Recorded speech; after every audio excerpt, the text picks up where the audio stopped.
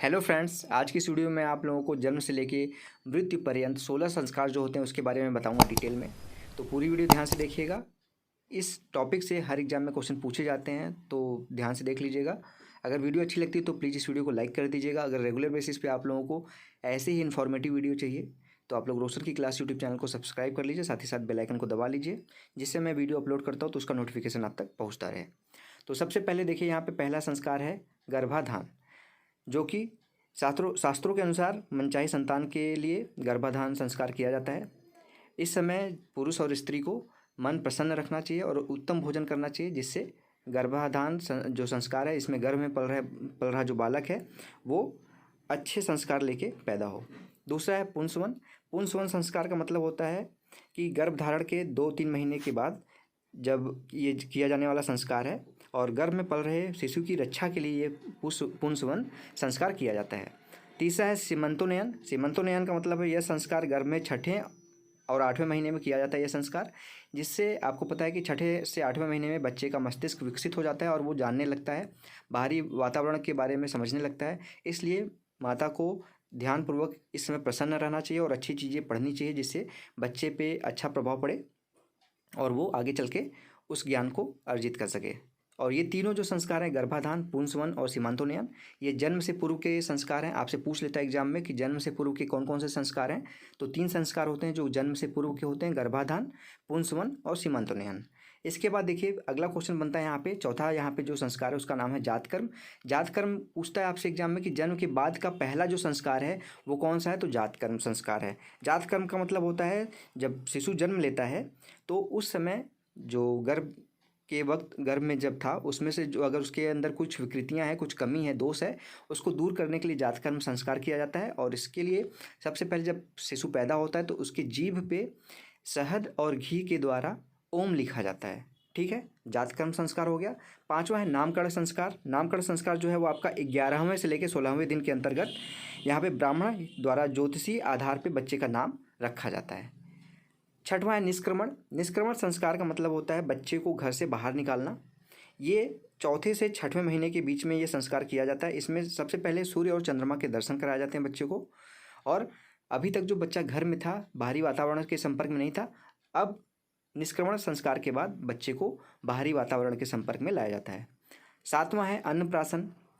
इसके बारे में काफ़ी लोग सुन रखे होंगे। अन्नप्राशन का मतलब होता है बच्चे को 6वें महीने में अन्न दिया जाता है खाने के लिए। वैज्ञानिक दृष्टि से भी जो डॉक्टर लोग भी कहते हैं कि 6वें महीने के बाद बच्चे को सिर्फ माता के दूध से यहाँ पे काम नहीं चलेगा, माता के दूध के अलावा अन्न भी दिया जाना चाहिए। इसलिए 6ठे महीने में यहाँ पे हमारे जो यहाँ पे संस्कार, इसमें अन्नप्राशन में 6ठे महीने में बच्चे को सोने या चांदी के चम्मच से, मुख्य रूप से जो हमको यहाँ पे हम लोग को बताया जाता है, इसमें अन्नप्राशन में सोने या चांदी के चम्मच से खीर दिया जाता है बच्चे को खाने के लिए। खीर चटाई जाती है या फिर कोई मीठी चीज़ दी जाती है उसको खाने के लिए। इसके बाद 8वां है, यहाँ पे देखेंगे चूड़ाकर्म। इसको या तो जठूला या फिर लटूरिया भी कहा जाता है। चूड़ाकर्म संस्कार, इसको मुंडन संस्कार भी कहा जाता है। मुंडन से आप लोग समझ जाएंगे।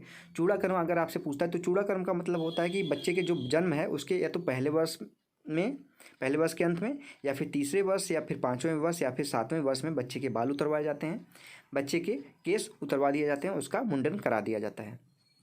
9वां है यहाँ पे कर्णभेदन। कर्णभेदन का मतलब होता है इस परंपरा के अंतर्गत शिशु के कान छेदे जाने का संस्कार किया जाता है, इसलिए इसे कर्णभेदन संस्कार कहा जाता है। ठीक है, उसके बाद अगला है विद्यारंभ। विद्यारंभ का मतलब होता है इस संस्कार के अंतर्गत शिक्षा प्रारंभ की जाती है। आपको पता है कि पुराने वैदिक काल में जो विद्या थी वो वेदों की दी जाती थी और गुरु के समक्ष दी जाती थी, गुरु के समक्ष दिया जाता था, यानी कि गुरु के पास भेजा जाता था बच्चे को। लेकिन उसके पहले घर पे ही जब बच्चा जानने समझने लगता है तो उसको यहाँ पे विद्या आरंभ की जाती थी, यानी कि उसको पहले क ख ग इन सब चीज़ों का ज्ञान दिया जाता था घर पे ही उसके माता के द्वारा। 11वां यहाँ पे उपनयन संस्कार। उपनयन का मतलब होता है बच्चे को शिक्षक के समीप भेजना, गुरु के समीप भेजना, या इस संस्कार को आप लोग यहाँ पे कह सकते हैं कि जनेऊ संस्कार भी कहा जाता है। इसमें बच्चा घर छोड़ के गुरु के पास यहाँ पे जाता है शिक्षा ग्रहण करने के लिए।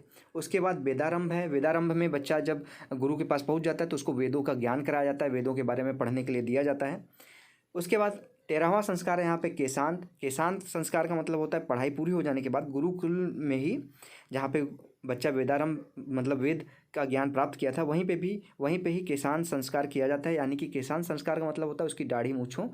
जब पहला बच्चे का पहली बार उसकी दाढ़ी मूँछ बनाई जाती है तो उसको केशांत संस्कार कहा जाता है। ठीक, फिर उसके बाद है 14वां संस्कार समावर्तन संस्कार। समावर्तन का अर्थ होता है फिर से लौटना, यानी कि अब बच्चा वहाँ पे वेद का ज्ञान ग्रहण कर चुका है, वो वापस अब घर की तरफ वापस आएगा, इसको कहते हैं समावर्तन संस्कार। उसके बाद 15वां संस्कार है विवाह संस्कार। विवाह संस्कार सनातन धर्म को जन्म जन्मांतर का बंधन माना जाता है। ये संस्कार 15वां संस्कार होता है।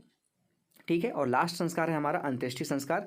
इस संस्कार के अंतर्गत जब मनुष्य की मृत्यु हो जाती है तो उसकी अंत्येष्टि की जाती है। मान्यता है कि अगर अंत्येष्टि नहीं की जाती तो मृत जो आत्मा है उसको शांति नहीं मिलती। तो ये लास्ट संस्कार है, अंतिम संस्कार जिसको कहते हैं अंत्येष्टि को। अब यहाँ पे देख लीजिए, इसका यहाँ पे मैंने आप लोगों को यहाँ पे ट्रिक भी दिखा दिया है। GPS जा नानी से अन्न चूड़ा लेके बीऊ विकेश का विवाह देख। यानी कि जी से हो गया आपका गर्भाधान, पी से हो गया पुंसवन या आपका, उसके बाद यस से यहाँ पे देख लीजिए सीमंतोन्नयन है, जा से जातकर्म, ना से हो गया आपका नामकरण, नी से हो गया निष्क्रमण, फिर उसके अन्न से हो गया अन्नप्राशन, चूड़ा से हो गया चूड़ाकर्म, के से हो गया कर्ण भेदन, उ यहाँ पे देख लीजिए। उसके बाद बी से हो गया आपका विद्यारंभ, उ से हो गया उपनयन, विकेश यानी कि वे से हो गया देख लीजिए यहाँ पे वेदारंभ, के से हो गया केशांत, स से हो गया समावर्तन, विवाह से हो गया विवाह संस्कार, और देह से यानी कि देहावसान यानी कि अंत्येष्टि संस्कार है। इसको आप याद कर लीजिएगा ध्यान से। इसके बाद आप लोगों को अगर अच्छा लगे वीडियो तो लाइक कर दीजिएगा। यहाँ पे सारी चीज़ें मैंने आप लोगों को बताई हैं, और रेगुलर बेसिस पे ऐसे इन्फॉर्मेटिव वीडियोज़ देखने के लिए रोशन की क्लास यूट्यूब चैनल को सब्सक्राइब करके बेल आइकन को दबा लीजिए। तो फ्रेंड्स मिलते हैं नेक्स्ट वीडियो में, तब तक के लिए आप लोगों का बहुत बहुत धन्यवाद। जय हिंद, वंदे मातरम।